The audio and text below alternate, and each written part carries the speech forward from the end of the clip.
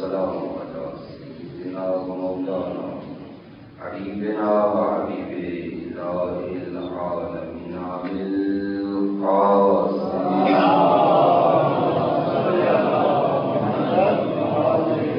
أهل بيت الطيبين الطاهرين المعصومين ولعنة الله على أعدائهم وغاصبي حقوقهم أجمعين من يوم عذابهم إلى قيام يوم الدين. أما بعد فقد قال الحكيم في كتابه الكريم بسم الله الرحمن الرحيم فذكر فإن الذكرى تنفع المؤمنين وما خلقت الجن والإنس إلا ليعبدون ما أريد منهم من رزق وما أريد منهم إن الله هو الرزاق ذو القوة المتين.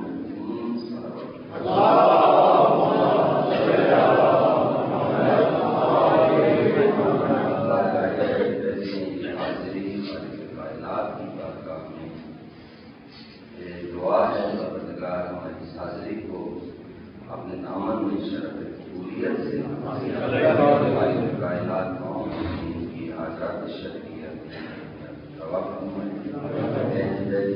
اطہار کی معرفت اہل بیت اطہار کا اس دنیا میں ساتھ اور آخرت میں ان کی شفاعت خالق کائنات محمد کو اور ہم سب کو روز قیامت پر جمع شفاعت جمع جو الفاظ میری زبان سے نکلے آپ کی سماعت تک پہنچیں مقبول بارگاہ الہی ہوں.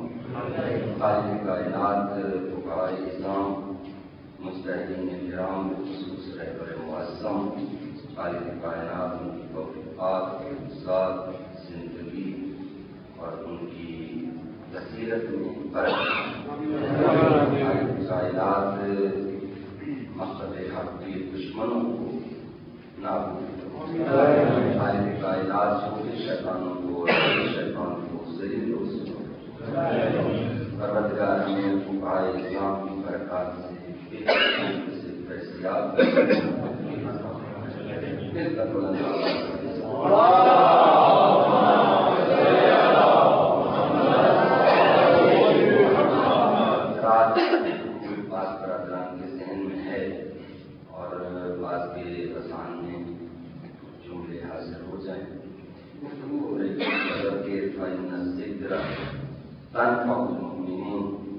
مومنین کو یاد دہانی کا نظام خالق کائنات نے اس طرح سے قائم فرمایا کہ انسان کی جبلت انسان کی فطرت انسان کی شب و روز کے طرز عمل تاز اس کارسار زندگی میں اس وقت اس میں انسان کا حقائق کو فراموش کر کے سود گزر لذات کی طرف آگے بڑھتے چلے جانا ایسا اوقات انسان کو ناعاقبت اندیش بنا دیتا ہے.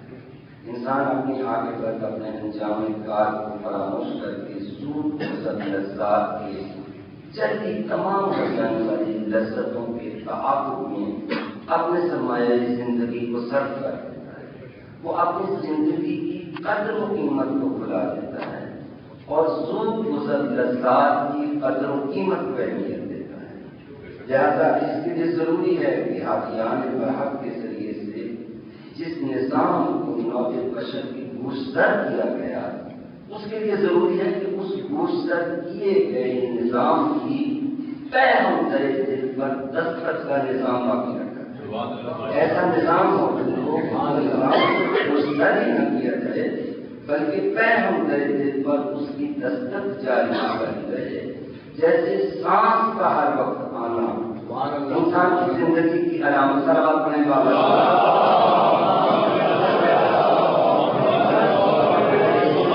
جیسے انسان کو آکسیجن کی ضرورت ہے تازہ ہوا کی ضرورت ہے اسی طریقے سے نظام ہدایت کی بھی مسلسل انسان کو ضرورت ہے. یہ صراط المستقیم جس کا ترجمہ ویسے تو مختلف کیا جاتا ہے. کچھ پراگرام کہتے ہیں پروردگار ہمیں سیدھا راستہ دیکھا. ہم کیا ترجمہ کرتے ہیں؟ ہم کہتے ہیں پروردگار ہمیں سیدھے راستے پر ثابت قدم رکھ. اور ذوق فلسفہ سے آشنا ہمارے علماء اس کا ترجمہ اس طرح کرتے ہیں، وہ کہتے ہیں کہ پروردگار ہمیں سیدھے راستے کی ہدایت کرتا رہے۔ اگر آپ تھوڑی سی توجہ کریں تو یہ جو دونوں ترجمے میں نے کیے ہیں یہ ایک ہی ہیں، پروردگار ہمیں سیدھے راستے پر ثابت قدم رکھ، اور پروردگار ہمیں سیدھے راستے کی ہدایت کرتا رہے۔ ثابت قدم رکھ کی دعا وہ بھی دوام اور استمرار کی دعا ہے، یعنی ہم سیدھے راستے پر ہیں تو پروردگار کو اس سے ثابت قدم رکھ۔ اور وہ جو ذوق فلسفہ سے آشنا لوگ ہیں وہ کہتے ہیں کہ پروردگار ہمیں سیدھے راستے کی ہدایت کرتا رہے، یہ بھی تمام اور استمرار کی دعا ہے۔ کیا مطلب؟ یعنی ہدایت ایسے ہے جیسے کہ پاور ہاؤس سے آپ کو مسلسل بجلی کی ترسیل جاری ہے، تو یہ جس وقت اس کی ترسیل رک جائے گی اندھیرا ہو جائے گا۔ ہدایت کی پہم انسان کو فکر و نظر کے راستے میں خواہ وہ ہدایت تبدیلی ہو، خواہ ہدایت تشریعی ہو، ہدایت تشریعی شریعت کے امور میں، تو جس وقت ہدایت تشریعی کا سلسلہ رک جائے پیدا ہو جاتی ہے، انسان الٹے قوم گمراہی کی طرف گھوم جاتا ہے، جس کی طرف قرآن کریم نے اشارہ کیا کہ ضروری نہیں کہ کوئی انسان ایمان لانے کے بعد ہمیشہ اس پر قائم رہے۔ یا الذین آمنوا من یرتد منکم عن دینہ فسوف یأتی اللہ بقوم، وہ اس کے آگے کا سلسلہ جاری ہے۔ اس سے یہ ثابت ہوا کہ یہ ضروری نہیں کہ ایمان لانے کے بعد کوئی انسان ایمان پر ثابت قدم بھی رہے۔ ہو سکتا ہے اس کو تباہیات دنیا، اس کو خواہشات نفسانی، اس کو شیطان کے حد کرنے، شیطان کے جال پڑے، وہ اس کو گمراہی کی طرف کھینچ لے۔ ایمان لے آنے کے بعد یہ ضروری نہیں ہو جاتا، ایمان اس کو جگہ نہیں لیتا، ایمان اس کے اختیار میں ہے، چاہے تو با ایمان رہے اور چاہے تو با ایمان، یہ اس کی اختیار کی نفی ہو جائے گی نا، کہ اگر اس سے ہم کہیں کہ زبردستی اس پر لازم ہے کہ اپنی مومن نہیں رہے تو پھر گمراہی کا تو کوئی دھڑکا نہ رہا۔ ایمان لے آئے تو جیسے بعض لوگوں نے بعض لوگوں کے بارے میں کہہ دیا کہ نہیں ایمان لے آئے تو بس آگے اس کی کوئی بات ہی نہیں، تو قرآن کریم کس چیز کی نفی کرتا ہے اور خاص طور پر مومنین کو متوجہ کرتا ہے کہ کیا کو ایسا نہ ہو کہ وما محمد الا رسول ان مات او قتل انقلبتم علی اعقابکم، ایسا بھی ہو سکتا ہے میرا رسول جب اس دنیا سے جائے تو تم الٹے پاؤں واپس جاہلیت کی طرف۔ اب یہ میں بحث نہیں کرتا ہوں کہ الٹے پاؤں کے کوئی گیا یا نہیں گیا، سلام پڑھے بابا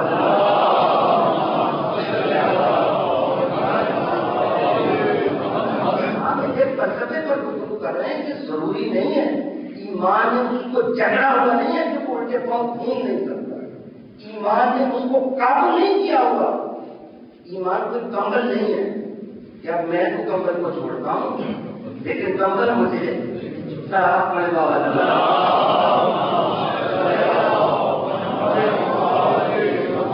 پھر اسی کمرے پہ آ جائے کہ اس دن اکثر آپ کا پروردگار ہمیں صراط مستقیم کی ہدایت کرتا رہے، پروردگار ہمیں صراط مستقیم پر ثابت قدم رکھ۔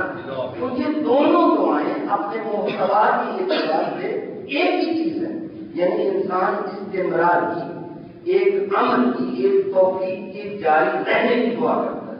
البتہ جو لوگ یہ کہتے ہیں کہ پروردگار ہمیں سیدھا راستہ دکھا، آپ اگر کہیں کہ وہ ترجمہ غلط کرتے ہیں تو میں بڑی عاجزی سے آپ کی خدمت میں کروں گا کہ ایسا نہیں ہے، ان کا ترجمہ بھی صحیح ہے، ان کا ترجمہ کیسے صحیح ہے، آپ یہ ترجمہ کرتے ہیں وہ ترجمہ کرتے ہیں، تو دونوں سے کیسے ہو گئے؟ تو میں کہتا ہوں دعا حسب حال ہوتی ہے، جیسی جیسی ضرورت ہوتی ہے ویسی ویسی دعا ہوتی ہے۔ جو بھوکا ہے وہ دو روٹیوں کے ملنے کی دعا کرے، بلکہ آج کل تو وہ ایک تھیلا آٹا ملنے کی دعا کرے۔ اچھا اگر مل جائے تو وہ گھر کوئی ساتھ ملی والا نہ لے کے چلنا پڑے، وہ گھر پہنچنے کی سلامتی سے خیریت سے وہ دعا کرے۔ اچھا اب جس کا گھر پہنچ گیا ہے وہ دو روٹیوں کی دعا کرے۔ جس کے سامنے پڑی ہے وہ نصیب ہونے کی دعا کرے، جو کھا چکا ہے وہ ہضم ہونے کی دعا کرے. تو دعا تو حسب حال ہے نا. جس نے نہیں دیکھا سیدھا راستہ وہ دیکھنے کی دعا کرے، جس نے دیکھ لیا ہے وہ اس پر چلنے کی دعا کرے، جو چل رہا ہے وہ اس پر ثابت قدم پڑے.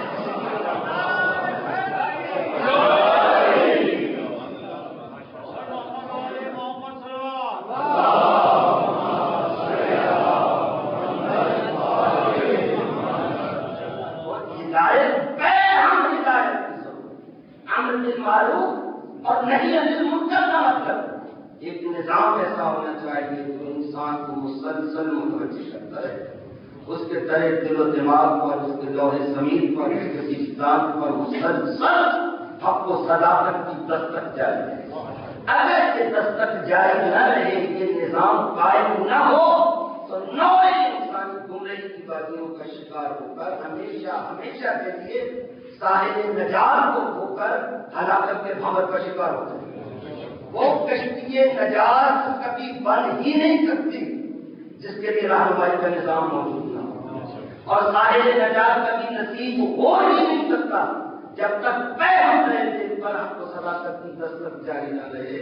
خالق کائنات نے یہ نظام ہمیں آتا ہے. پیغمبر اکرم صلی اللہ علیہ وسلم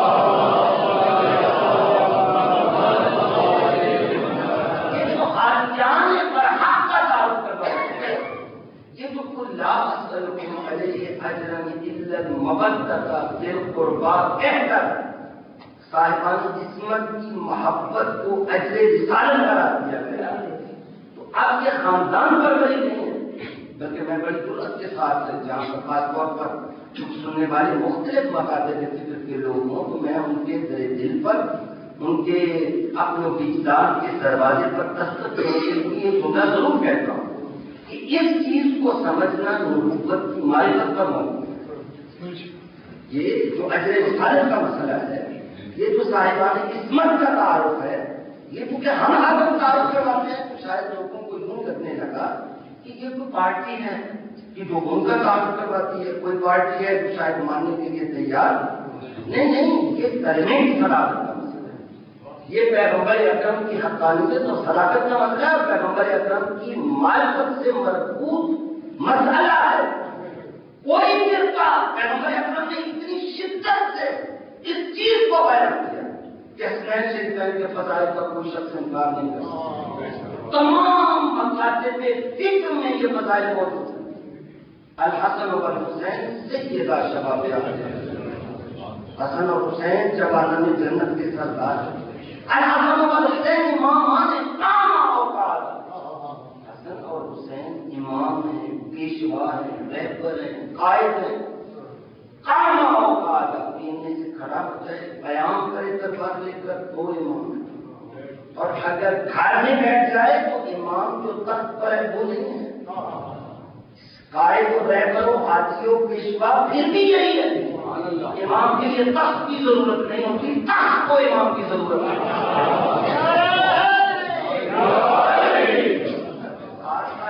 سبحان عبدی اسی حقیقت کو بیان کر رہے تھے. امیر المومنین آئے جب تک اقتدار پر، اور آپ نے کہا الحمدللہ علی شان قد رجع الحق علی مقام. خالق کائنات کی حمد و ثنا کرتے ہوئے کہا کہ آج حق اپنی جگہ پر واپس.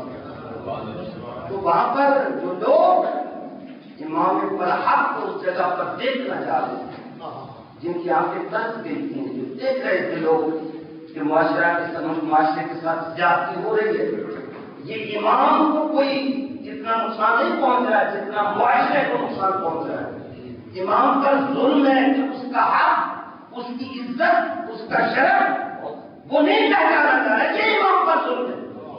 لیکن معاشرے پر جو ظلم ہے وہ کسی صرف سامنے کے معاشرے پر ظلم نہیں ہے، وہ روز قیامت تک آنے والے انسانی معاشروں کو ہدایت کے عمل سے محروم کرنے والا ظلم ہے.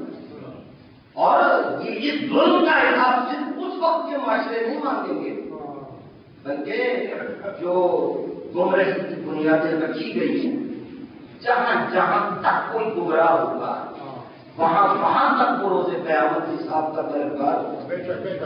کہ ہماری عاقبت جو خراب کی ہے تو اس کے ذمہ دار وہ لوگ ہیں جنہوں نے یہ بنیادیں رکھی ہوا ہے. تو اب یہ ایک ایسی چیز کہ بہت سارے لوگ وہ اس دن کے انتظار میں تھے. آپ کیا کہتے ہیں وہ امام کو آقا کو وہاں دیکھ کر کتنے خوش ہوں گے. آپ کو یہ بھی معلوم ہے کہ جب شدت ہوتی ہے خوشی کی آنکھوں سے آنسو روا ہوتا ہے. یعنی ان کے دل کی کیفیتیں کیا تھیں کہ آنکھوں سے اشک جاری تھے. سبحان اللہ. امام خطبہ دے رہے ہیں اسی جگہ پر جہاں پر پیغمبر اکرم بیٹھ کر خطبہ دیتے تھے اسی جگہ پر. الحمدللہ شان قد رجع الحق علی مکانہ. پہلے تو گفتگویں یہ ہوتی رہی اگر ہم سیدھے چلتے جائیں تو ہمارے پیچھے چلے اور اگر ہم ادھر ادھر ہونے لگیں تو ہمیں پکڑ کر سیدھا کر دے. پہلے تو یہ گفتگویں ہوتی رہی لیکن علی ابن ابی طالب نے کہا کہ ذمتی بما اقبل رہینا وانا علی لوگوں کو مخاطب کر کے کہا کہ وہ دور بدل گیا ہے. جو بات کہتا ہوں اس کی صحت کا ذمہ دار اور اپنی بات کہی ہوئی بات کی صحت کا اس حد تک علی ذمہ دار ہے. تمہیں علی کی رہنمائی نہیں کرنی, علی نے تمہاری رہنمائی کرنی. تم نے علی کو پکڑ کے سیدھا نہیں کرنا, علی نے تمہیں پکڑ کے سیدھا کرنا. اور ہدایت کے راستے کی طرف لے جانے میں تمہاری رہنمائی کے لیے اپنی بات کا اتنا ذمہ دار ہوں. ذمتی بما اقول رہینا وانا بہ زعیم کہ اپنی زبان اور اپنے قول کے عزت اپنی گردن کو رحم کرتا ہوں. یعنی میں اپنی گردن اس کے مقابلے میں پیش کرتا ہوں اپنی بات کی صحت کی ضمانت کے مقابلے میں. سارا پڑے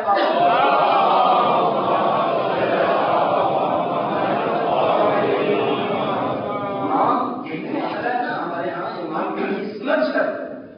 اور جو ائمہ ہیں جن کی ہم بات کر رہے ہیں ان کو ہم نے نہیں بنایا, ان کو خالق نے بنایا. پیغمبر نے ہی بنایا ہے, بنایا اس نے ہے. تعارف کس نے بنانا اس کا کام ہے, تعارف کروانا اس کا کام ہے. مان لینا ہمارے یہاں امام وہ نہیں ہوتا جس کو جنت کا راستہ معلوم نہ ہو.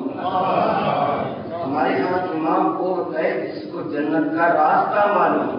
نہیں تھوڑا سا اور تو ہمارے ائمہ کے قریب آئیں, تھوڑی سی ائمہ کی معرفت تھوڑی اور تو دیکھیں کیا ہوگی. ہم کی معرفت کے راستے میں 2 قدم آگے تو بڑھیں. میں نے کہا ہمارا امام کو ہوتا ہے جس کو جنت کا راستہ معلوم ہو. نہیں, یہ جملہ پیچھے رہ گیا. ہمارا امام وہ ہوتا ہے جو جنت کا مالک ہو. سیدہ شباب اہل الجنہ, یہ جاگیر ہے حسن اور حسین. لہذا جاگیر والا جس کو چاہے عطا بھی کر سکتا ہے. لہذا امام وہ ہوتا ہے جس کو چاہے اس کا بازو پکڑ کر اس کو دے جنت سے پہنچا سکتا ہے. تاریخ امامت نے آواز دی نہیں. ابھی تمہاری معرفت پیچھے ہے. امام صرف وہ نہیں ہوتا جو جنت کے در پہ پہنچا سکے. امام وہ ہوتا ہے جو چاہے تو جنت کو در پہ بلا سکے.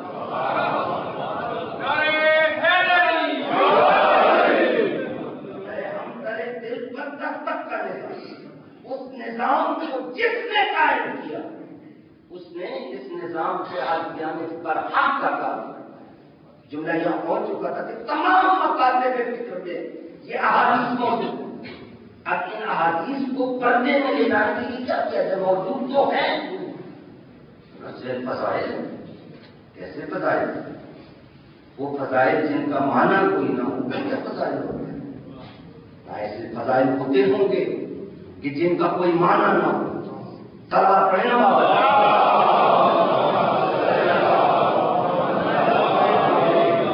ایسا ہونا نہیں چاہیے کہ میں جملہ کہوں اور افراد جو ہیں وہ سوال لیا نگاہوں سے میری طرف دیکھیں. جملے تک پہنچنا چاہیے. میں نے یہ جملہ کہا کہ بعض جگہ پر ایسے فضائل ہوتے ہوں گے کہ جن کا کوئی معنی نہ ہو, لیکن وہ فضائل ہوتے نہیں ہیں جن کا کوئی معنی نہ ہو. یعنی ایک حدیث بیان کی جائے اور جو فضائل بیان کیے جائیں کسی شخصیت کے لیے تو فضائل کے اندر کوئی معنی تو ہونا چاہیے, کوئی مطلب ہو تو مجاز ہونا چاہیے. تو یہیں سے تو پتہ چلتا ہے گھڑے ہوئے فضائل کون سے ہیں, حقیقی فضائل جن کا کوئی معنی نہ ہو بنائے ہوئے ہوتے ہیں. اور جن کا معنی موجود ہو وہ بتائے ہوئے ہوتے ہیں، تو بتائے ہوئے بتایا نا مدینہ العلم میں بحالی۔ آپ اس میں جتنے ٹانکے لگے تھے وہ نظر آئے، میں شہر علم ہوں۔ ایسی بات ہے آپ شہر علم ہیں، اس کا مطلب ہے روزے قیامت تک کی انسانیت بارگاہ رسالت میں طالب علم ہے۔ یہ ذات نوع بشر ساری کی ساری شاگرد ہے، پیغمبر اکرم اس کے معلم اور استاد۔ اب روز قیامت تک کی نوع بشریت اس شہر علم تک کیسے پہنچے؟ یہ کتنی سوال ہے۔ لہذا اگلا جملہ اس سوال کا جواب ہے، انا مدینہ العلم وعلیم الباب، میں شہر علم ہوں اور علی اس کا دروازہ ہے۔ اب لوگوں نے سوچا شہر کے لیے بڑی گنجائشیں ہیں، بڑی تعمیرات اس زمانے میں کافی ہوتی تھیں، آج کل تو پتہ نہیں بہت ہو جاتا تھا۔ آپ تھوڑے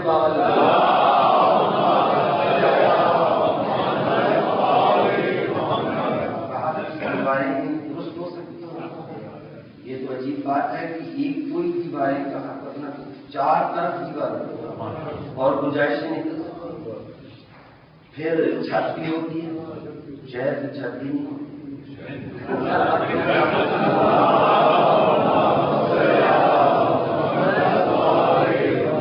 پرانے زمانے میں شہر بنا وہ دیوار ہوتی تھی جو شہر کی گرد ہوتی تھی، جس کو شہر بنا کہتے ہیں، لیکن شہر کی چھت پرانے زمانے میں بھی نہیں ہوتی، لیکن وہ گنجائشیں تو پیدا کرنی، تو کہا اساس ہیں، دیواریں ہیں، چھت ہیں، ایک مومن کا اور میرے شام فرمانا ہے، جب چھت ہوگی تو یہ کیا مطلب؟ اب دروازے کی بات سمجھ میں آئی، پیغمبر شہر علم علیم باب، اور آگے حدیث جاری ہے وہی نہیں ہے، ومن اراد العلم فلیعلم، اور جس کو علم کی ضرورت ہو وہ دروازہ۔ بات تو مکمل ہو گئی، یہ جو درمیان میں گفتگو کی گئی کہ آقا نے فرمایا میں شہر علم ہوں۔ ابن ابی حدیث معتزلی اس مسئلے کو یوں بیان کرتے ہیں کہ امیر المومنین علی ابن ابی طالب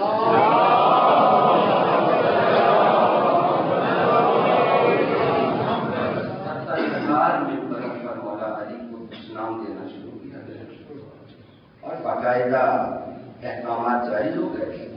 خطبہ جمعہ عام حالات میں یہ دیکھیں علی ابن ابی طالب کی کتنی مظلوم شخصیت ہے، عام حالات میں اگر کچھ نام دیں تو اور بات ہے، لیکن خطبہ جمعہ اس کا مطلب سمجھ رہے ہیں، یعنی علی کو گالی دینا عبادت قرار دیا۔ یہ بڑی اہم چیز ہے کہ صرف گالی نہیں دی جا رہی، صرف خوش نام نہیں دیا جا رہا، صرف برا نہیں کہا جا رہا، بلکہ اس برا کہنے کو خطبہ جمعہ میں برا کہنے کا مطلب یہ کہ اس برا کہنے کو عبادت قرار دیا۔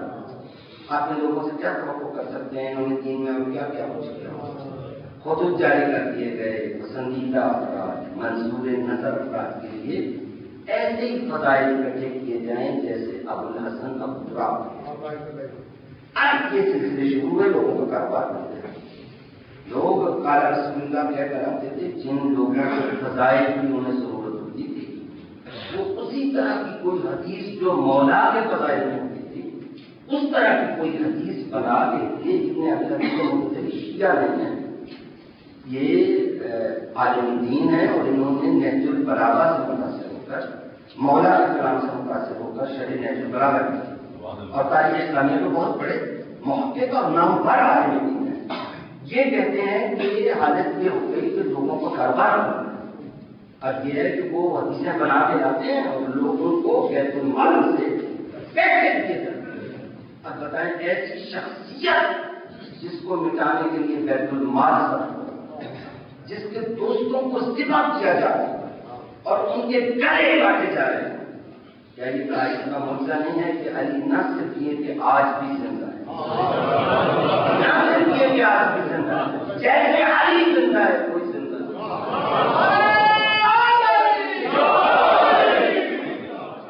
علی کو ایسا اپنے نام بھی نہ ہوتا اگر علی کے مقابل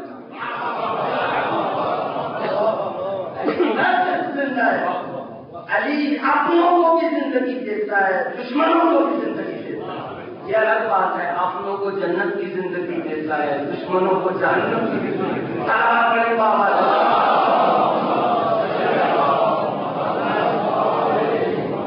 یہ دیکھیں کہ کلید چابی کیا چیز ہوتی ہے, یہ تالا کھولتی ہے, یہ تالا لگاتی بھی ہے. دونوں کون پہلو ہونا, وہی آپ, میں کہتا کہ میں آپ کو, میں فلاں چیز کی آپ کو چابی دیتا ہوں, تو چابی دیتا ہوں کا مطلب یہ نہیں کہ آپ صرف تالا کھول ہی سکتے ہیں, آپ چاہیں تو تالا لگا بھی سکتے ہیں.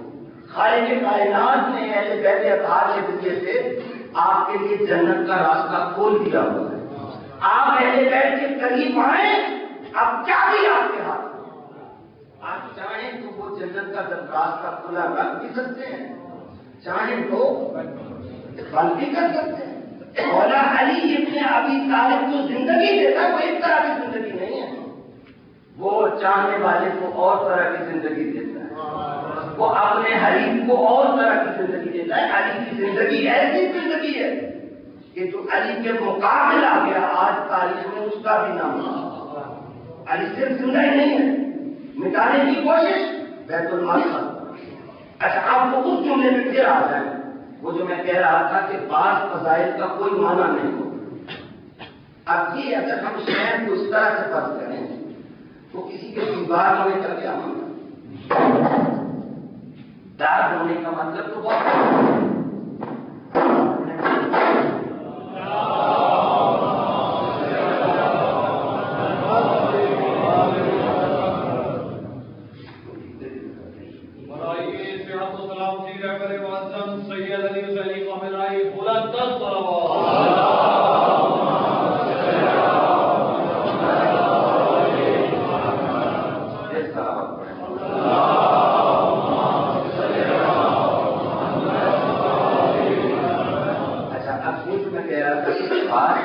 تو کوئی معنی نہیں.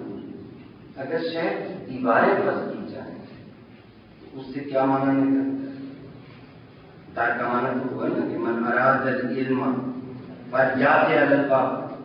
یہ روز قیام تک کے لیے قافلہ انسانی کے معلم, پیشوا, استاد, ایسا استاد 1,24,000 انبیاء میں سے کوئی اور اس جیسا استاد. یہ سارے کے سارے مکتب توحید کے بلا فصل شاگرد, اور نوع انسانی ساری کی ساری مکتب انبیاء کی شاگرد ہے. نوع انسانی متعلم شاگرد, انبیاء استاد, اور انبیاء شاگرد اور خدا استاد. یہ ایسے شاگرد ہیں انبیاء مکتب توحید کے جو بلا فصل شاگرد. نوع انسانی بلا فصل شاگرد نہیں ہے, یہ بواسطہ انبیاء شاگرد ہے, اور انبیاء بلا فصل شاگرد. جو بلا فصل شاگرد ہیں ارشاد ہوتا ہے تلک الرسل فضلنا بعضهم علی بعض. یہ مقصد توحید کے بلا فصل اور معصوم شاگرد بھی آپس میں برابر نہیں. سبحان اللہ. جب مقصد توحید کے بلا فصل اور معصوم شاگرد آپس میں برابر نہیں ہوتے تو کسی نبی کے مکتب کے غیر معصوم شاگرد آپس میں برابر نہیں. تو پیغمبر اکرم استاد اور اس شہر علم کا جو در ہے پل کی اور آگے بڑھیں. کہہ رہا تھا دیوار کا کیا یعنی اس کا مطلب یہ ہے کہ آپ جائیں گے تو یہ روک دیں, کبھی بھی وہاں تک پہنچنے نہیں دیں گے. دیوار کا مطلب تو روک نہیں ہوتا ہے. تو اچھا یہ بھی نہیں کہہ سکتے میں آقا کا مطلب ہے میں شہر علم ہوں, وہ چاہے تو در پہ آئے, وہ چاہے تو دیوار سے چمٹ جائے. دیوار سے چمٹنے کا کوئی معنی نہیں. لہٰذا وہ درمیان میں جتنا سمجھا لگایا تھا اس کے آگے پھر رکھ دیا ومن اراد فلیات علی الباب. جس کو علم چاہیے وہ در گیا.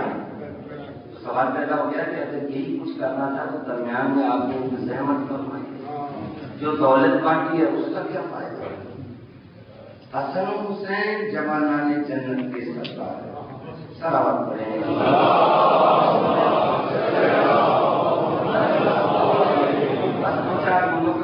مکمل کرو اور ایک گفتگو کی مانیے. حسن اور حسین جوانان جنت کے سردار ہیں. مجالس میں ہمیشہ آتے ہیں. اگر آپ چیز کے موضوع پر گفتگو ہوتے ہیں.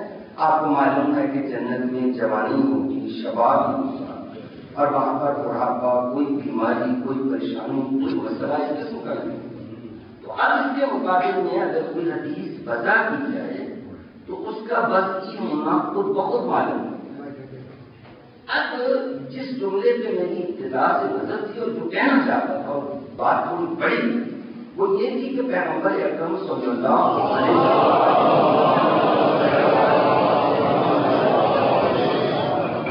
یہ جو کچھ فرمایا یہ جوانان جنت کے سردار الفاظ فاطمہ تو فاطمہ الزہرا خواتین جنت کی سردار ہے. حسن اور حسین جوانان جنت کے سردار ہیں. ابوہما افضل اور ان کے بابا ان سے بھی افضل ہیں. مجھے اس دوست نے کہا کہ یہ بات سمجھ میں نہیں آئی کہ سردار سے سردار کے اوپر کیا ہوتا ہے. میں نے کہا آپ کی پارٹی میں ایک صدر ہوتا ہے اور دوسرا قائد جماعت صاحب پڑے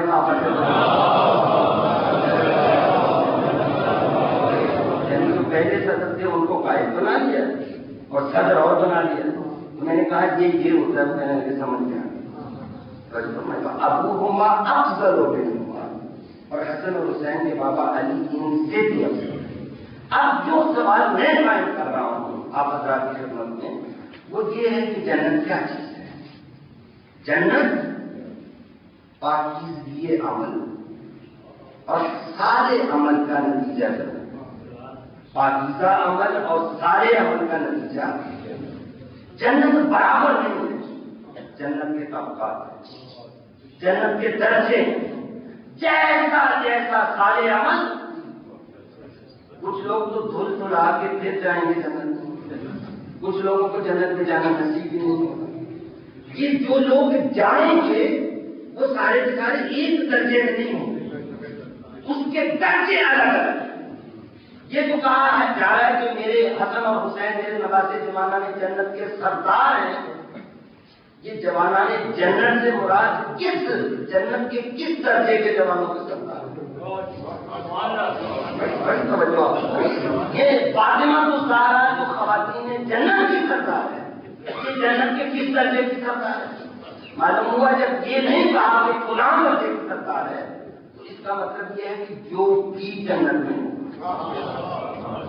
جتنے بھی درجے ہیں صالحین کے, متقین کے, اولیاء کے, محدثین کے, ابرار کے, شہداء کے, صدیقین کے, جتنے بھی درجے ہیں ان تمام درجوں پر جو سرداری ہے وہ مردوں میں حسن و حسین کی ہو, عورتوں میں جناب فاطمہ الزہرا.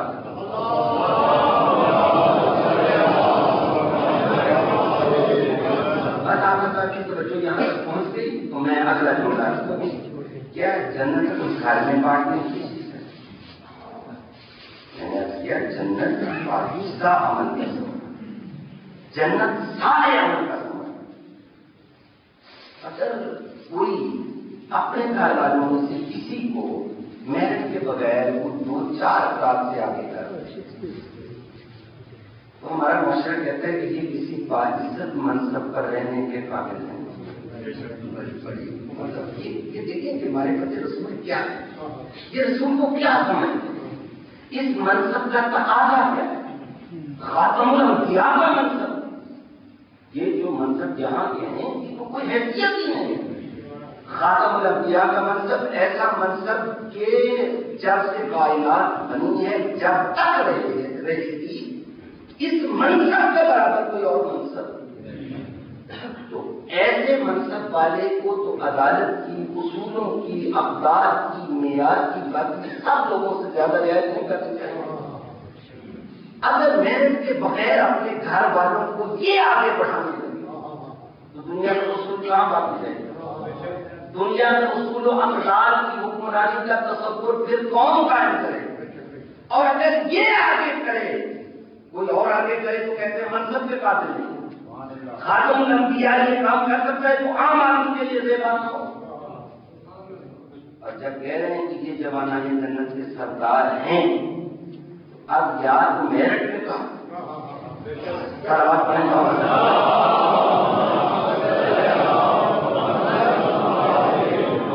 کیا میرٹ کے کہا یا میرٹ کے بغیر کہا؟ دو باتیں ہیں.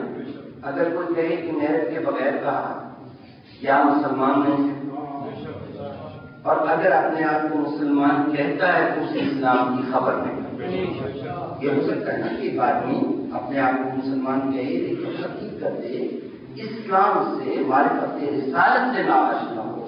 یہ ہو سکتا ہے. تو ایسا شخص یا مسلمان نہیں ہے یا حقیقت اسلام سے آشنا نہیں. اور اگر انسان یہ سمجھ لے کہ جو کچھ آقا کہتے تھے وہ میرٹ پہ تھے اور اس کے میرٹ پر ہونے کی دلیل وما آتاکم الرسول فخذوہ وما نہاکم عنہ فانتہوا، جو میرا رسول تمہیں دے دے وہ لے لو اور جس سے روکے اسے روکو.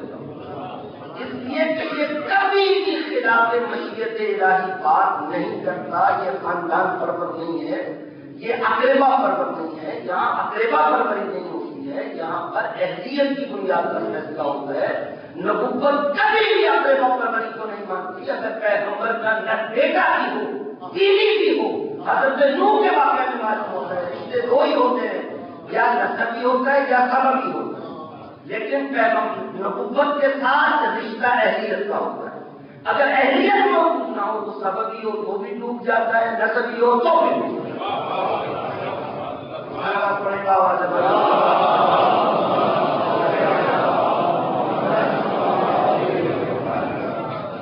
معروف اور صحیح انل منکر کا نظام پیغمبر اکرم قائم کرنا. اب آج جتنی دامن وقت میں گنجائش ہے اس حساب سے تو جملے عرض کروں اور پھر انشاءاللہ اس گفتگو کو پھر مربوط کریں گے کہ یہ نظام امر بالمعروف اور نہی عن المنکر خالق کائنات نے جن کو بعد میں اس کا ذمہ دار بنا ان کی محبت کو اجر رسالت صرف ان کی محبت کو ثواب نہیں کہا. یہ بڑی اہم بات ہے. اس لیے کہ کوئی ثواب آپ چھوڑ سکتے ہیں، کوئی ثواب آپ اختیار. جو ثواب کی میزان ہے وہ پیغام رسالت اور اس میزان کا عرض محبت ہے. اب یہ نہیں ہے کہ چھوڑ دے یا کوئی اختیار کر دے. بہت ساری چیزیں اسلام میں ایسی ہو سکتی ہیں. بعض اعمال آپ نے اعمال انجام دیے تو ثواب حاصل کر لیا، نہیں تو اس کا ثواب چھوٹ گیا. محبت اہل بیت کیا باقی واجبات میں اور محبت اہل بیت میں فرق یہ ہے کہ باقی واجبات میں سے کسی کی عدم ادائیگی دوسرے واجب کی صحت پر اثر انداز ہوتی ہے. اگر کوئی شخص نماز کسی نے نہیں پڑھی چھوٹ گئی اس سے نماز کی تخفیف مراد نہیں ہے. نماز کی اہمیت اپنی جگہ ہے. نماز دین کا ستون ہے. کسی آدمی نے نماز نہیں پڑھی وہ کسی بھی فقیر سے جا کے پوچھے کہ کیا اس کا روزہ باطل ہو گیا، وہ کہیں گے نہیں روزہ ٹھیک ہے. نماز نہ پڑھنے کی وجہ سے اپنی جگہ پر یہ گناہ گار لیکن روزہ ٹھیک ہے. کسی شخص نے روزہ نہیں رکھا، معصیت کار ہے، گناہ گار ہے اور یہ معصیت اس سے سرزد ہوئی ہے، روزہ اس نے نہیں رکھا.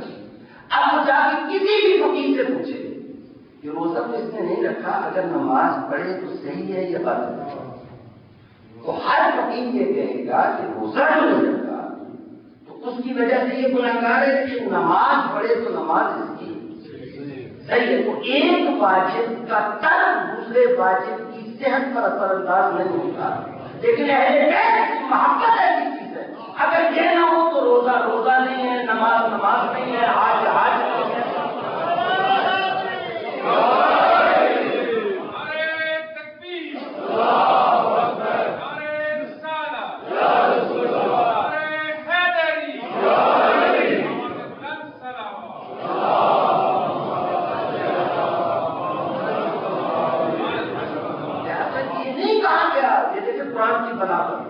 پیغام کو پہنچانے کا طریقہ جیسے نماز کا واجب پہنچایا گیا، جیسے روزے کے واجب ہونے کا اعلان کیا گیا، ایسے محبت اہل بیت کے واجب ہونے کا اعلان نہیں کیا. یہ نہیں کہا کہ محبت اہل بیت اختیار کرو، اس لیے کہ ان کا کہا گیا کہ نماز قائم کرو، روزہ ادا کرو۔ اب اگر کہہ دیا جائے محبت اہل بیت اختیار کرو تو اس کا مطلب یہ ہوگا کہ اگر یہ ترک ہو جاتی ہے تو باقی واجبات کی صحت پر بھی اثر انداز نہیں ہوگی۔ نہیں، یہ نہیں کہا، بلکہ کہا اللہ اسألکم علیہ اجرا الا المودۃ فی القربی۔ یہ پیغام رسالت کا اگر کوئی اجر ہے تو محبت اہل بیت کے سوا اور وہ اور ہیں جن کی محبت کو واجب کیا گیا، اور وہ اور ہیں جن پر ان کی محبت کو واجب کیا گیا۔ ان پر درود نہ پڑھا جائے تو نماز نہیں ہوگی، وہ اگر درود نہ پڑھیں تو ان کی نماز خراب پڑے بابا صلی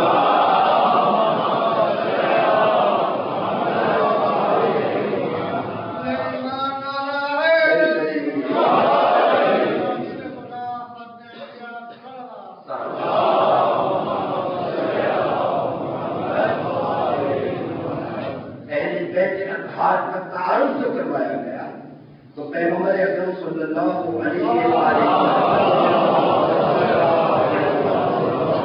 اور خالق کائنات نے قرآن کریم میں اس طریقے سے تعارف نہیں کروایا جیسے باقی چیزوں کو کروایا، اس طریقے سے اس واجب کو بیان نہیں کیا گیا جیسے باقی چیزوں کے وجود کو بیان کیا گیا۔ اب اہل بیت عظمت کی اس بلندی پر تو میں یہ کہہ رہا تھا کہ یہ اس لیے نہیں کہ حسن اور حسین بیٹے ہیں، جناب سیدہ اس لیے جنت کی سردار نہیں کہ بیٹی ہے، علی ابن ابی طالب ان دونوں میں افضل ہیں اس لیے نہیں کہ داماد ہیں، اس لیے نہیں، یہ چادر تطہیر کے نیچے ہیں اور عصمت کی آیت تطہیر اتر کر کے ان کا تعارف کروا رہی ہے، تو اس لیے نہیں کہ یہ نوازے ہیں، یہ بیٹی ہے، یہ علی ہے، اس لیے نہیں، لیکن اس کا کیا کروں کہ یہ بیٹے بھی ہیں، یہ نوازے ہیں، وہ بیٹی ہے، یہ تو ہے سب کچھ بڑی بڑی توجہ کے ساتھ یہ جتنا شرف بیان ہوا ہے وہ میرٹ کی بنیاد پہ بیان ہوا ہے، لیکن میں یاد کروں پیغمبر اکرم کی نعت ہے کہ اگر پیغمبر کے رشتے دیکھو تو میرٹ نہیں ملتا ہے۔ یہ باقی انبیاء میں جناب پیغمبر اکرم صلی اللہ علیہ وسلم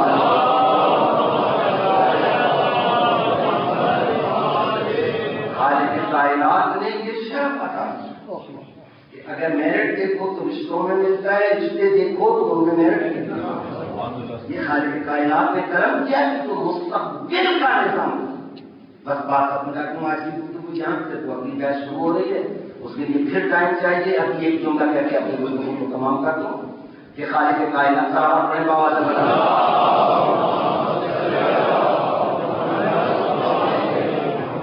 خالق کائنات نے یہ شرف عطا کیا جاتا ہے کہ یہ جو رشتے ہیں ان نے میرٹ کو رکھا اور میرٹ میں رشتوں کو رکھا۔ اب جب بارگاہ سید المرسلین میں آتے ہیں اور ان رشتوں کے حوالے سے گفتگو کرتے ہیں تو ہمیں ایک عجیب احساس ہوتا ہے۔ خالق کائنات نے مستقبل میں جو ہدایت بنی جس کا جاری رہنا مطلب آپ پہلے جملے کے پہنچ گئے، ہدایت کے نظام کا جاری رہنا ضروری ہے، اس کے لیے پیغمبر اکرم نے جن آئمہ کا تعلق کہا میرے بعد میرے 12 جانشین، مولا کا کرم دیکھیں ہمارے پاس 12 موجود اس کی مکتبے فکر کے پاس اور ان کی 4 مولویوں کی آپ نام لیجیے، 12 چاروں کے پاس جائیں اور ان سے پوچھیں کہ 12 بتائیں، کیا بتا نہیں سکیں گے کہ ہر کسی کے 12 لگیں، وہ کوئی اور 12 بتائے گا، وہ کوئی مختلف مکاتبے کسی بھی مکتبے فکر کو آپ چن لیں اور اس کے 4 اہل علم کے پاس چلے جائیں اور ایک سے پوچھیں کہ وہ مجھے ذرا 12 بتائیں۔ ہماری اسماعیل خدا علیہ رحمت کرے وہ میرے پاس آئے، لاہور میں ہوتے تھے اور انہوں نے کہا کہ کرے اہل بیت پر میں اسی حدیث کی وجہ سے آیا۔ میں اپنے دوستوں کو یہ جملہ سناتا رہتا ہوں، آپ میں سے بہت سارے لوگوں نے مجھے یہ جملہ سنا میں اسی حدیث کی وجہ سے آیا تو انہوں نے فرمایا کہ میرے بعد میرے 12 جنریشنوں ہوں گے. مجھے دلچسپی پیدا ہوئی کہ میں نے اور مسائل کی وجہ سے لوگوں کو دیکھا دریائے پیٹ پر آتے ہوئے، لیکن اس حدیث سے کہ کیسے دریائے پیٹ؟ کہا کہ میں اپنے عالم کے پاس گیا کہ میں نے کہا یہ صحیح میں حدیث ہے تو بتائیں یہ صحیح ہے؟ کہا جب صحیح میں ہے میں نے اچھا پھر ذرا وہ 12 مجھے پورے کر بتائیں 12 کون ہے؟ تو کہا پہلے کے حالات بڑے خوشگوار تھے، جب میں نے کہا کہ وہ مجھے 12 آپ بتائیں تو تھوڑا سا ان کا رویہ بدل گیا اور مجھے محسوس ہوا کہ ان کو بات ناگوار ہو. لیکن میں کہا چلا آپ عالم دین ہیں، میں سائل ہوں، مجھے پتا ہے. تو انہوں نے سوچ کے کہا کہ پہلے تو 4 خلفائے راشدین ہیں. میں نے کہا ٹھیک، پھر کہا کہ 4 کے امام، میں نے کہا 8 ہو گئے. پھر کہا کہ سر اٹھایا چھپایا اور ٹھنڈی ٹھنڈی سانسیں دیں. تو میں نے کہا جی پھر کہنے لگے وہ بھی ضرورت سے ملا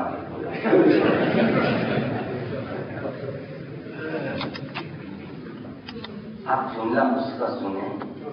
وہ جن لوگوں سے متاثر ہوا اور اس ماحول میں رہتا تھا اس وجہ سے اسے کچھ مسائل معلوم کیے، ایسے نہیں گیا. اس نے کہا کہ آپ کی خیانت مجھ کے پاس ہے، آپ کے پاس نہیں ہے اور آپ ماننے کے لیے تیار نہیں ہے کہ آپ کے پاس نہیں ہے. یہ خیانت ہے. آپ مجھے سیدھا بھی میرے پاس نہیں ہے. کہا کیوں نہ میں ان لوگوں کے پاس جاؤں، ان سے 12 پوچھنے کے لیے وہ بھی کسی عالم دین کے پاس نہیں جانا.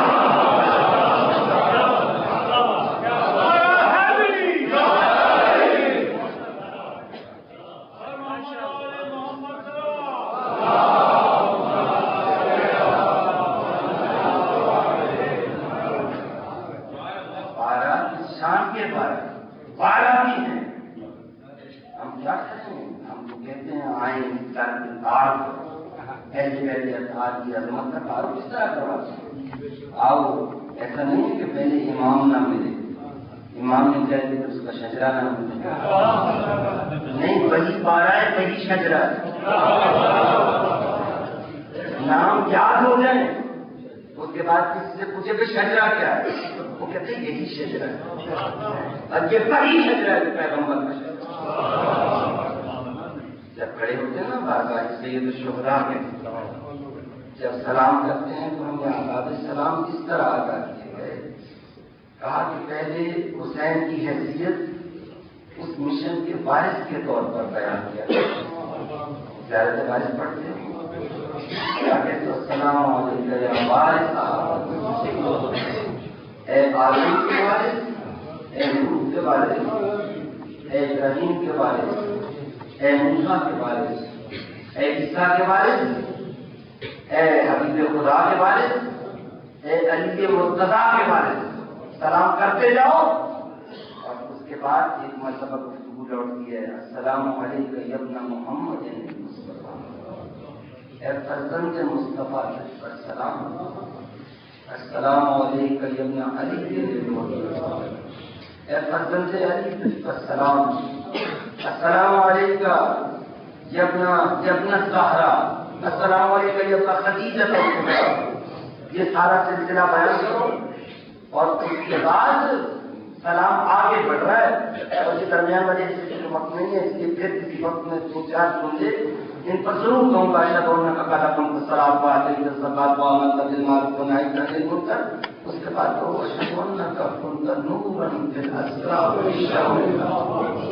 حسین جو میں تیری بارگاہ میں آیا ہوں، میں آپ کے اس یقین کا اعلان کرنا میں اپنی اس معرفت کا اقرار میرے سامنے کرنے آیا ہوں. اشہد انک کنت نورا فی الاسلام الشامخہ والارحام المطہرہ لم تنجس الجاہلیۃ بانجاسها.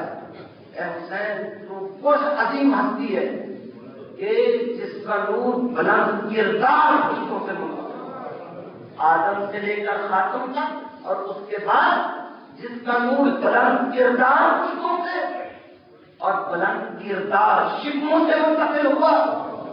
لم تنجس الجاہلیت بانجاسها، اے حسین مجھے میرا ایمان ہے، میرا عقیدہ ہے کہ تیرے پورے شجرے میں جاہلیت کسی پر اپنا سایہ نہیں ڈالا، کسی پشت پر کسی شکم پر جاہلیت نے اپنا سایہ نہیں ڈالا۔ یہ ذکر کرتے ہیں، مسائل کا ذکر کریں ایک کیفیت سے دو چار ہوتے ہیں، مسائل کا ذکر کریں تو ایک کیفیت سے دو چار ہوتے ہیں، اور جب زیارت پڑھتے ہیں تو زیارت نہیں پڑھتے۔ ہمارے یہاں صرف زیارت نہیں ہوتی، سلام نہیں ہوتا، ہمارے سب کے صحیح پہ سنتے چلے جاتے ہیں۔ اے حسین جو تیری بارگاہ میں آیا ہوں، تیرے بارے میں میرا عقیدہ کیا؟ اور حسین جب کربلا کی طرف چلا، تنہا نہیں چلا، اس مسجد سے آزاد کو کون لے آیا یہاں تک؟ مردوں سے پہلے ذاکر کا نام زین العابدین ہے، عورتوں میں پہلی ذاکرہ کا نام زینب ہے۔ آج ایک جملہ کہہ رہا تھا، ڈاکٹر آئے کہتے ہیں جب چلے مدینہ سے اپنی شہادت کے خطیبوں کا قافلہ تھا، اس مجلس اعزا کے نظام کو حسین نے قائم کیا، اور جو نظام پیغمبر اکرم مجلس اعزا کا قائم کر گئے تھے اس کو بنیادیں فراہم کی۔ غیر حسین قبر پیغمبر پر نانا تیرا حسین آیا، نانا خاندان کا سرمایہ لے کے آ رہا ہوں۔ بس یہاں پہ رکے دو جملے کہوں، یہ مجلس اعزا یہاں تک نہ پہنچتی اگر شریکت الحسین آج سفر کے ایام کربلا کے شام پہنچ کر بیٹھ گئی ہے زندان شام میں جا کر، چھوٹے چھوٹے یتیموں کے ساتھ، بیواؤں کے ساتھ۔ صبح ہوتی ہے، سورج نکلتا ہے، بچوں کو لے کے اس دیوار کے ساتھ بیٹھتے پھر جب گھر پہ آتا ہے کہیں سایہ نہیں رہتا، اب تو کسی دیوار کا مسئلہ نہیں ہے، جب سورج ڈھلنے لگتا ہے دوسری دیوار کے ساتھ بیٹھتی ہے۔ صبح ہوتی ہے، پرندے دیوار کے اوپر سے گزرتے ہیں، گود میں بیٹھی چھوٹی سی بچی جن کے کانوں سے لہو بہ رہا ہے، کہتے ہیں پوری اماں یہ بندے ادھر جا رہے ہیں، سکینہ یہ اپنے رزق کی تلاش میں جا رہے ہیں۔ شام ہوتی ہے، پرندے واپس پلٹتے ہیں، پوری اماں یہ اپنے سے کدھر جا رہے ہیں، یہ اپنے گھروں کو جا رہے ہیں، پوری اماں آپ اپنے گھر کب جائیں گے؟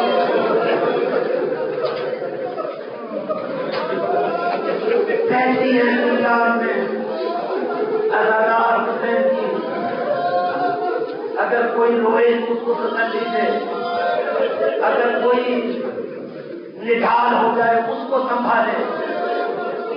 میرے جیسے چار پوچھتے ہیں پوچھی اماں آپ تہجد کی نماز بیٹھ کر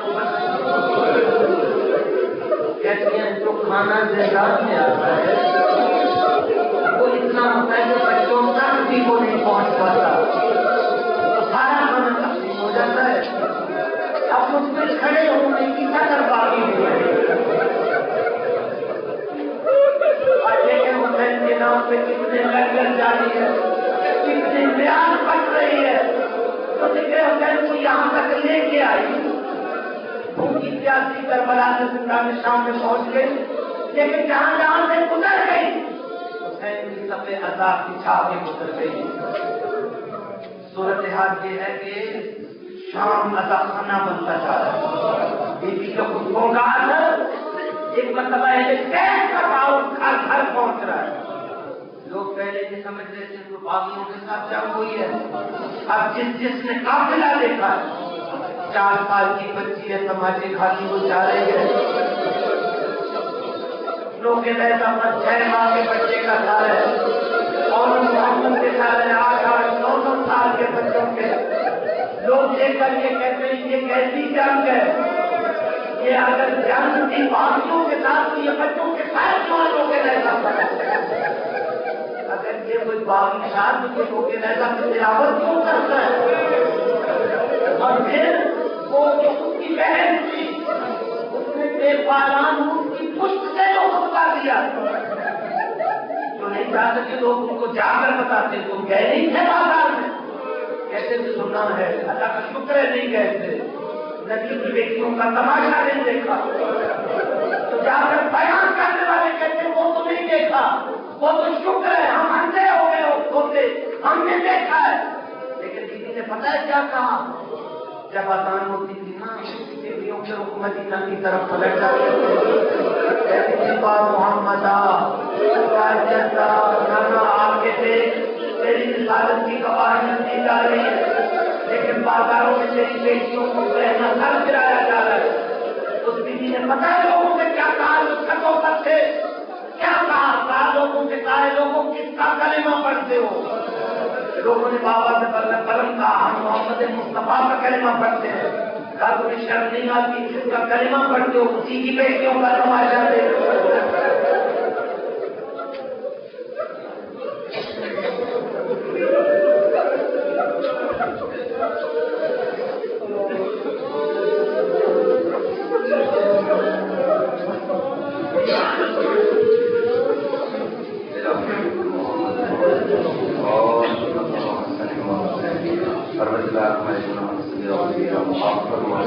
ہمارے سارے جو نظام صاحب شریعت نے دیا، جو ہمیں نظام حسین ابن علی نے دیا، پروردگار نظام سے منسلک رہنے کی توفیق، امر بالمعروف اور نہی عن المنکر کے نظام سے ہمیں صحیح معنی میں وابستہ رہنے کی توفیق، پروردگار ہماری مجالس کو حسین ابن الہی کے ارادوں کے ساتھ سازگار فرمائے، حسین ابن علی کے ارادوں کے ساتھ چلنے کی توفیق، پروردگار ہمیں صحیح معنی میں حسینی مولائی اور کربلائی بننے کی توفیق، پروردگار ایسی توفیق عطا فرمائے کہ روز قیامت ہمارا آقا میں اپنے نوکروں کا سرداروں کے طور پر قبول کرے، پروردگار بچوں کا مستقبل روشن فرمائے، بچوں کا مستقبل روشن فرمائے، پروردگار غریبی اور ترقی کی راہ پر گامزن فرمائے، دوستداران ہدایت حال دنیا میں جہاں کہیں سے ہم کی محافظت فرمائے، اہل اسلام نے پروردگار کو کینے نفرت پروردگار کو برطرف فرمائے، تمام اہل اسلام کو محبت کے ساتھ زندگی بسر کرنے کی توفیق عطا فرمائے، تمام مقاصد فکر کو تہذیب کے ساتھ اپنا نقطۂ نظر بیان کرنے کی توفیق عطا فرمائے، اور تمام لوگوں کو ایک دوسرے کے نقطۂ نظر کو وسعت دردی کے ساتھ سننے اور سمجھنے کی توفیق عطا فرمائے، پروردگار آل اطہار کا واسطہ واعتصموا بحبل اللہ جميعا ولا تفرقوا کا منظر زندہ فرمائے، اور اہل اسلام کو متحد ہونے کی توفیق عطا فرمائے، عالم اسلام کے شرف میں اضافہ فرمائے، عالم اسلام کو باعزت اور باشرف فرمائے، عالم اسلام کو معرفت توحید و رسالت و اہل بیت، عالم اسلام کو محبت اہل بیت عطا، عالم اسلام کو نجات کا راستہ، اہل کفر کی سازشوں کو نقش برآ، چھوٹے شیطانوں کو بڑے شیطان کو ذلیل و رسوا، تو اسلام کے معظم کے فیوز و برکات سے اضافہ، ہمیں ان فیوز و برکات سے مستفید ہونے، بہتر طریقے سے فیضیاب ہونے کی توفیق عطا فرمائے، پرچم حسینیت کو سربلند، یزیدیت کو ذلیل و رسوا، حضرت حجت امام عصر کا سلوک ذلیل، ہمیں ان کے جانساروں میں سے ان کے جمال جہاں آراز سے ہماری نگاہوں کو منور، پروردگار ہماری دعاؤں کو شرف قبولیت سے پیدا جو بھی اس مومنوں مومنات ہیں، پروردگاروں کو شفائے کاملہ و عاجلہ، مومنین کے رزق میں برکت کی، پروردگار جو مومنین کے روزگار ہیں اس کا روزگار، پروردگار ہماری سب جو دعائیں میری زبان پر بیان کریں برادران کے دلوں میں حاجات موجود ہیں، ولی ان کے ساتھ صدور ہے، سب کی حاجات شرعیہ حکیم یادیہ کی روا محمد المعصومین، پروردگار ہمارے مرحومین کو بھی مجالس سے اجر جزیل عطا، ہمارے مرحومین کو ہم سب کو روز قیامت عزاداران حسین ابن علی پروردگار ہمارے مرحومین کو ہم سب کو روز قیامت پر شفاعت دے، نیچے جمع سیرت و کردار آل محمد کے بیان سے پروردگار ہمیں اپنی سیرت کو اور کردار کو اجاگر توفیق عطا فرما بجاه محمد وآلہ الطیبین الطاہرین المعصومین مرحومین کے سارے قابلیوں کا فیض شہدائے کربلا سورہ فاتحہ